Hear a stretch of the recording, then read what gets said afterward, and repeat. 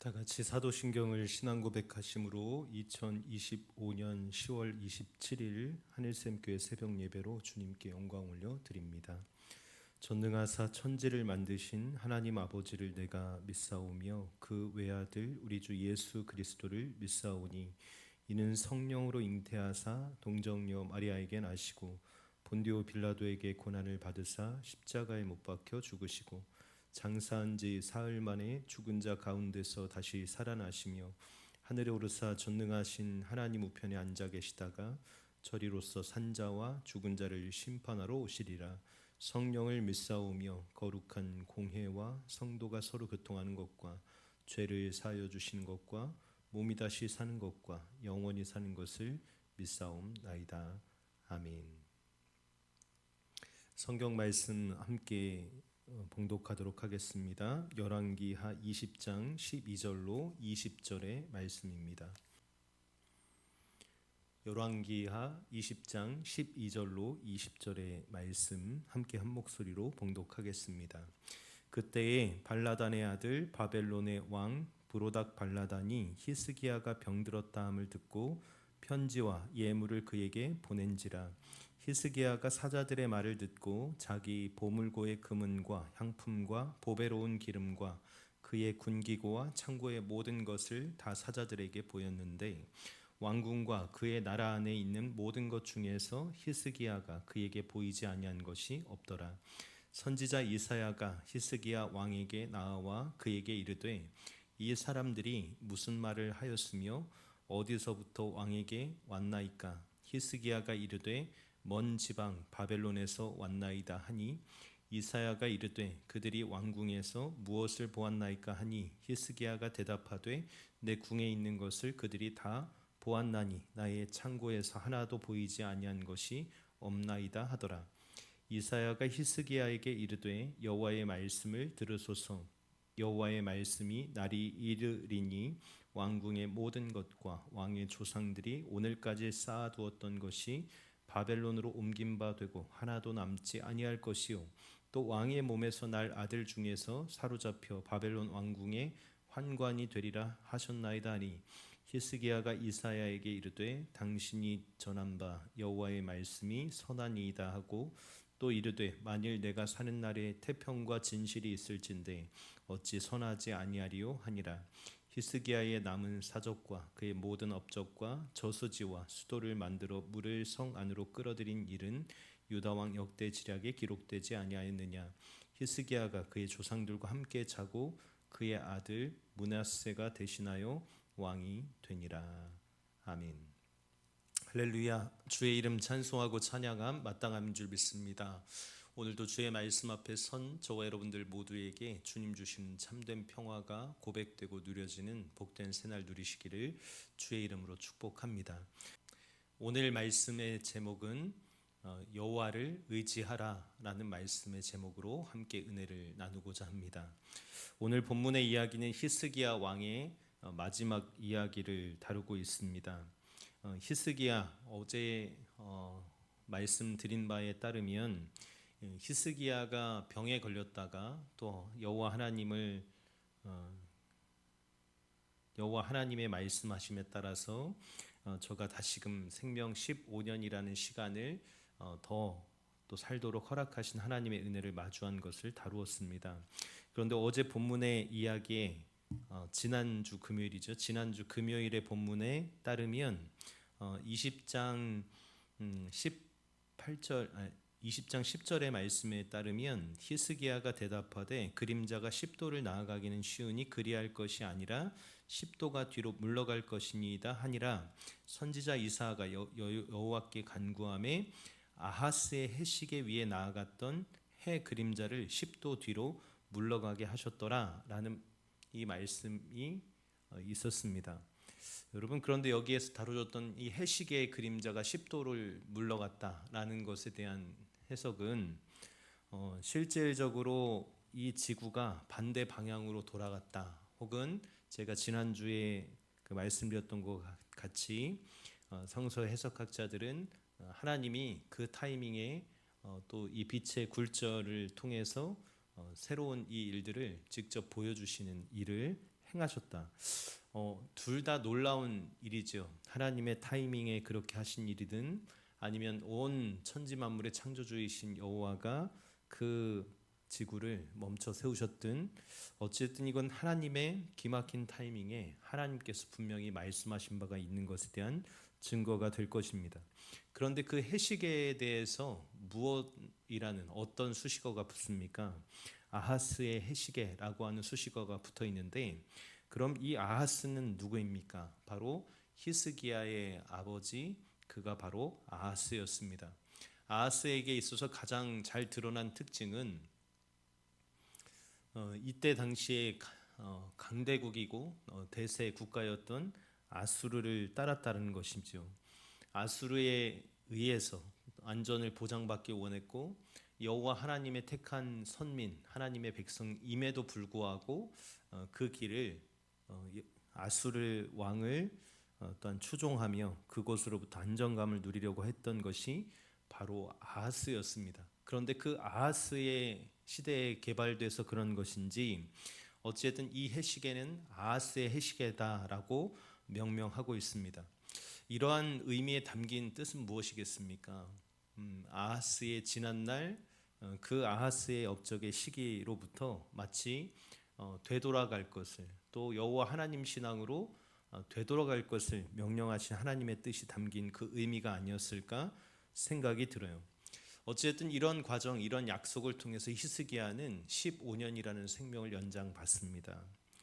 그런데 그 몸의 회복을 약속받고 또 이스라엘이 또 이 예루살렘이 안전하게 될 것에 대한 약속을 받고 그 이후에 누가 히스기야를 찾아옵니까? 지금 남유다와 그 아수르라고 하는 대제국 그 사이 그리고 그곳 넘어서 저 먼 땅에 있는 바벨론이라고 하는 그 나라에서 사자들이 당도를 합니다. 바로 바벨론 왕이 보낸 그러한 사자들인데 이 사자들이 왜 찾아옵니까? 히스기야가 병들었다라는 소식을 듣고 마치 그냥 우방 국가의 예우차 방문한 것처럼 기록되고 있지만 이 말씀은 분명하게 이러한 의미를 담고 있는 거죠.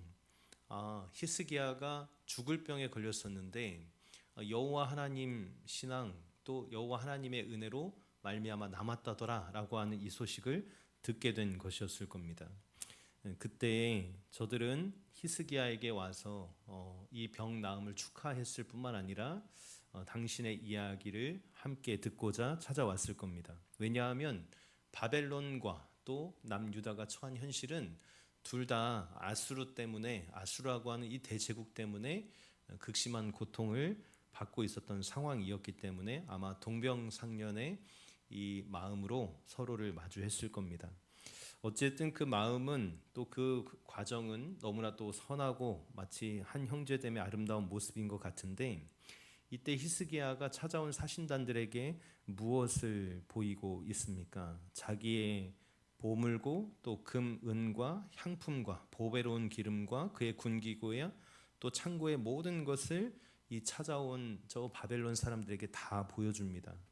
그리고 왕궁과 그의 나라 안에 있는 모든 것 중에서 히스기야가 그에게 보이지 아니한 것이 없더라라고 말씀 기록합니다. 여러분 이것은 무엇입니까? 히스기야 왕도 기쁜 나머지 이 사신단을 극진히 환대하고 아마 자신의 그 삶을 내가 죽다 살아난 이 일화에 대해서 무용담을 털어놓고 있었을지도 모르겠어요. 그런데 이 일이 결국 어떻게 하나님 보시기에는 어떠했을까? 갑자기 선지자 이사야가 찾아와서 찬물을 끼얹는 듯한 이야기를 합니다. 히스기야 왕에게 도대체 이 사람들이 무슨 말을 했고 어디서부터 왕에게 왔냐라고 물으니까 히스기야가 이렇게 대답해요. 저 멀리 있는 지방 바벨론에서 왔다. 그리고 이사야는 또 되묻지요. 그들이 왕궁에서 무엇을 보았습니까? 라고 했더니 히스기야가 나의 궁전에 있는 모든 것을 그들이 다 보았다. 나의 창고에 들어와 있는 이 모든 것 중에 하나도 보이지 아니한 것이 없다라고 응답을 해요. 여러분 이게 뭐 어색하거나 또 잘못된 일이라고 생각되십니까? 마땅히 왕으로서 충분히 할 수 있는 일이다라고 생각되는 일을 해요. 그런데 하나님 보시기엔 이 일이 어떻게 느껴졌을까? 이게 바로 오늘 말씀의 핵심인 것입니다. 여러분, 남유다, 하나님의 백성 공동체된 남유다가 아하스의 왕 때에도 여전히 의지했던 것은 무엇입니까? 여호와 하나님 신앙을 회복하기를, 그리고 여러 번의 기회를 주시면서 저 하나님의 백성을 기다리고 계셨던 하나님 아버지의 마음을 다 잊고 내 눈에 당장 보이는 현실에서 누구를 의지할 것인가? 이 질문 앞에 대세를 따라 나는 아수르를 의지하겠다라고 했던 게 아하스 왕이었습니다. 그러면 히스기야는 어떤 마음으로 왕이 되었습니까? 물론 아버지 아하스가 죽고 난 후에야 자신이 왕이 되었겠지만 처음 행했던 행동들을 보면 우리는 여호와 하나님의 백성이지, 하나님의 사람들이지라는 그 열심을 가지고 있었던 것 같아요. 그런데 히스기야, 그도 그렇게 놀라운 업적, 그리고 남유다의 13대 왕으로서 아주 훌륭한 왕이다라고 칭함을 받았을 정도로 칭찬받는 왕이었는데, 그에게도 여전히 내려놓지 못한 게 무엇이냐면 하나님 신앙을 갖고 있다, 그리고 그 모양을 따라서 행했다라고 하지만 결국 그도 누구를 더 의지하는 것입니까? 아수르는 아니어도 지금 같은 아픔을 겪고 있는 바벨론, 저 멀리 있는 나라, 지금 당장은 내 눈앞에서 우리를 위협하는 존재가 아니니까 서로 손잡고 한번 아수르를 대항해서 우리가 한번 살아보자라고 하는 의기투합을 한 형제와 같은 이 나라 바벨론에게 마음을 서서히 빼앗겨가고 있었던 것입니다. 하나님은 이것을 보시고 무슨 얘기를 하는 겁니까?